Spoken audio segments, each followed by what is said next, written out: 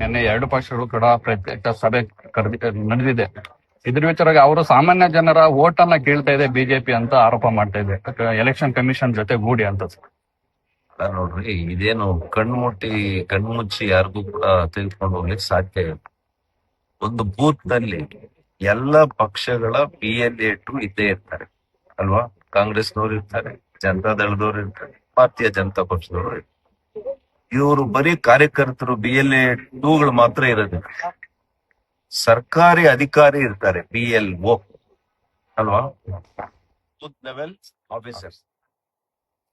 So ಅವ್ರು ಎಲ್ರಿಗೂ ತೋರಿಸಿ ಯಾರು ಸಾವಾಗಿದೆ ಅಂತವರ ಹೆಸರನ್ನ ತೆಗಿತಾರೆ. ಸಾವಾಗಿರೋರ್ದು ಇರ್ಬೇಕಾ ಮತಪಟ್ಟಿಯಲ್ಲಿ, ಅದನ್ನ ತೆಗಿತಾರೆ. ಯಾರು ಬೇರೆ ದೇಶದಲ್ಲಿ ನೆಲೆಸಿರ್ತಾರೆ, ಬೇರೆ ಊರಿನಲ್ಲಿ ನೆಲೆಸಿರ್ತಾರೆ, ಅಂತವ್ರ ಹೆಸರು ಇಲ್ಲೂ ಇದ್ದು ಅಲ್ಲೂ ಇರ್ಬೇಕಾ, ಎರಡ್ ಕಡೆ ಇರ್ಬೇಕಾ, ಅದನ್ನ ತೆಗಿತಾರೆ. ಇದನ್ನ ಬಿಟ್ಟು ಆ ಗ್ರಾಮದಲ್ಲಿರುವಂತವ್ರು, ಆ ಬೂತ್ ಅಲ್ಲಿ ಇರ್ತಕ್ಕಂಥವ್ರು ತೆಗಿಲಿಕ್ಕೆ ಸಾಧ್ಯನೇ ಇಲ್ಲ. ಹಂಗಿದ್ರೆ ಬೇರೆ ಬೇರೆ ಪಕ್ಷದವರು ಕಂಪ್ಲೇಂಟ್ ಮಾಡಲ್ವಾ?